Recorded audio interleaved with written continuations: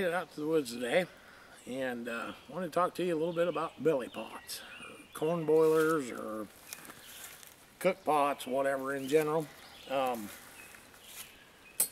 got a couple examples here of what I carry in a bag, and then I got a couple other examples, but what I carry in a bag usually is, of course, I've got a hanky and one of these cups with folding handles. Works great.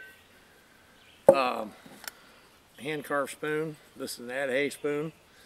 Great spoons for eating, cooking with. Now this is a basic pot. You know, I mean, there's nothing fancy about it. I just picked this one up. It's a secondary. This is the original. I keep it kind of in a cover because it does get kind of grubby and I'm not worried about cleaning it. That's why I got the cover. But the way I usually use this is I've got this little piece of stainless wire. I just set it up in there. It's got a couple of holes in it. Real thin, but it's stainless steel. Boils a pot of water in a matter of just minutes on a good fire. You know, I mean, yeah, it's basic, but it works. It was actually an ice bucket. The holes were already there. They had these little fancy stainless knobs on them. But no, I've cooked a lot in this. Great for just a quickie lunch where you just need some hot water to heat up some noodles or some rice or something like that. I've cooked like the dressing, the cornbread dressing that you get, you just add water to, different things like that. Works great. Like I said, real simple to hang over the fire or set in the fire. Just you got a handle, and the handle don't fall all the way down. That's the nice thing about it. And it does come apart, so that when you get ready to pack it up, it doesn't get in the way. Like I said, this is secondary. I'm throwing it in the kit because I plan on using it. And then also I have just a little stainless dish. I imagine this is probably actually a dog dish. Nothing expensive, very cheap, very economical. You know, I'm all about economical when I can be. It's lightweight. I would say that this whole thing, even with both these pots, everything there weighs in maybe a pound, something like that. Throw the wood spoon in, that's another little bit of an ounce. Now I do carry, this is like a Mora knockoff. I think it was from, I don't even remember.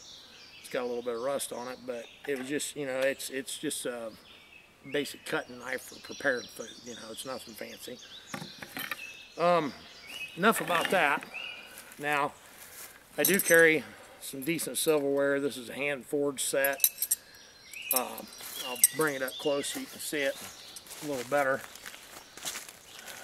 It's not a real expensive setup, but it works. Of course, that's a fork. Just got 2 tines on it.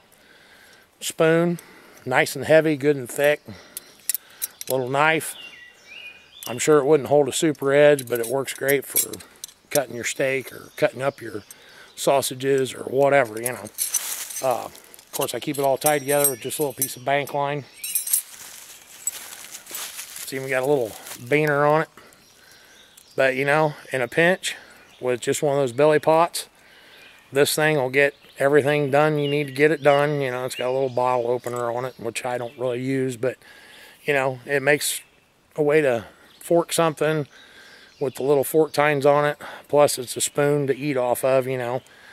If you didn't have something, of course, I'd probably carve something if I was going to do anything in that sort of dire situation. But, you know, hey, this is lightweight, quick, easy. Something you can throw in your car in a quick day kit, you know, in your haversack. That's where I keep this, in my haversack.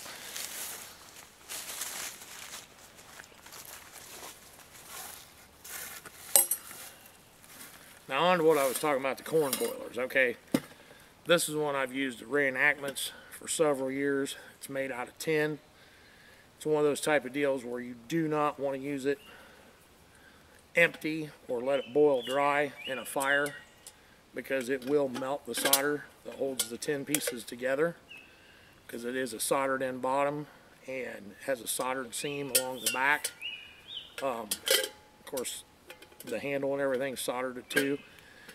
But, you know, it's a real serviceable You know, you can cook everything from coffee to oatmeal, anything like that you want in it, noodles, rice, whatever. It's big enough you can get your hand and your paw down in it to eat out of if you had to, if you don't have anything else to pour it into. I really like it. Now what I'm thinking about doing, this is a stainless one. Now this comes from a sutler that still does like Civil War sutleries, that type of stuff. But it's a whole different deal.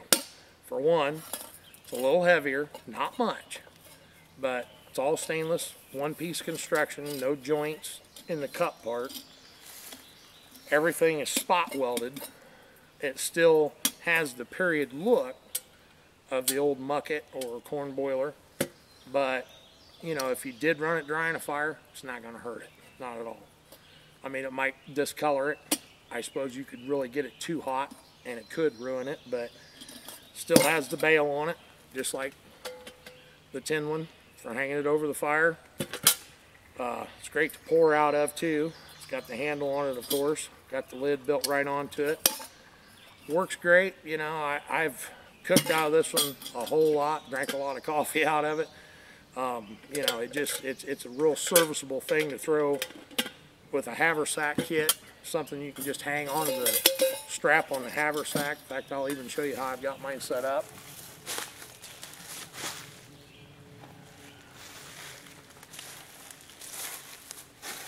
Now, this is my haversack, and I've did a video on it before. But basically, when I'm carrying my haversack, of course it's cross-shoulder, but I incorporated a buckle into it that's one of those Fastex or whatever you want to call it, where you can just unhook it. And of course, you see the leather string on this. That's what I use to tie this bail down and everything with when it flips over, just like this one does. And it keeps it quiet when you're walking in the woods. You know, if you got everything tied tight, there's no rattles in it. And then you can basically just slip it onto the buckle or onto the strap, rebuckle the strap, and there you go.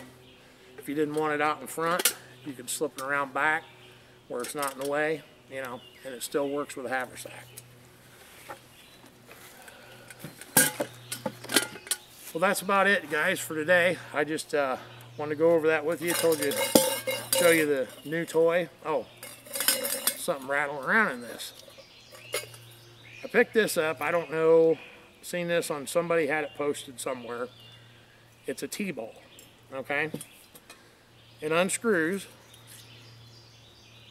and you're supposed to put just rough leaf tea in it. I'm going to try it for coffee. I'm going to put just ground coffee in it, screw it back shut, and use it to try and cook some coffee, cook a pot of coffee, or a cup of coffee. I really like the stainless. I think the T-ball is stainless also. That's why I'm kind of gearing towards that.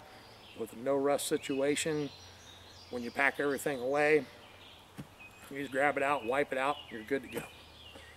So if I like the way this T-ball thing works for making coffee, I'll do a video on that.